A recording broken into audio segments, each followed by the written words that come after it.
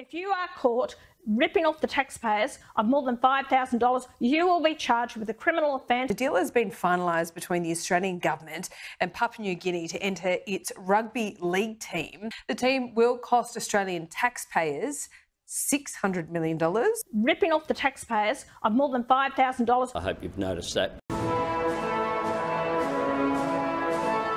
Now, this is a scandal, the amount of money that's been wasted. It's my style. Money that's supposed to go to people with disabilities and money that's come from hard-working taxpayers. But what astonishes me is Bill Shorten keeps saying he's shocked at how bad it is, give him a chance, he'll fix it. He's been in there for more than 2 years. Why hasn't he done more to catch the crooks and make the scheme less penetrable to all these fraudsters? So great to have you here. Chris, I've spoken about the NDIS and your program over the last how many years, and when I first got into Parliament it was brought to my attention about the NDIS and what we were signing up to, I was appalled by it. I thought it was these parents that came to Parliament House with their children basically incapacitated, couldn't move. They were worried about their future once the parents were gone. How were these children going to be cared for? It's blown completely out of proportion. Here we have one psychologist said, you know, years ago in the 80s, it was 3 in 100,000 children that had autism. Now it's 3 in 100. That's just called science and maths. It's just science, eh?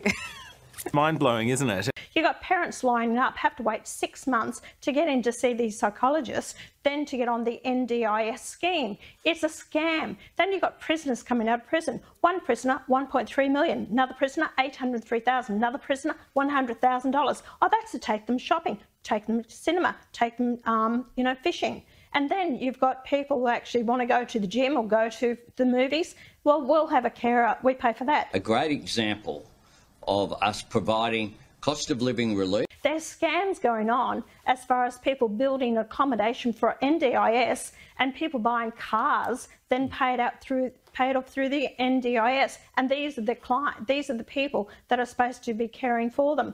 It is such a scam, Chris. It's got to be fixed up. And it's not even means tested. People don't even know this. You know, you've got multi-millionaires that are actually on this. And Bill Shorten told me. There's a cost to not eating the Big Macs. But in the long term, it's an investment, isn't it? Told me that they have to have agreement from all the states. What I found out, you don't have to. They're all scared to do anything about it because they'll lose the voters out there. It's become a political hotcake, and it's the taxpayers.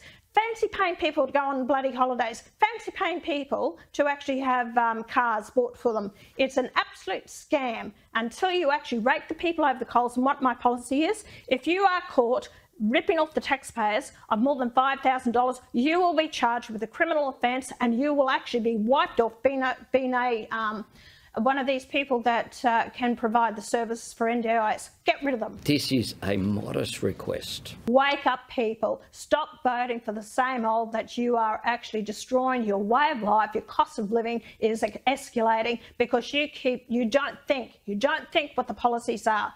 Why keep voting for the same idiots all the time that we're getting a bigger mess year after year after year?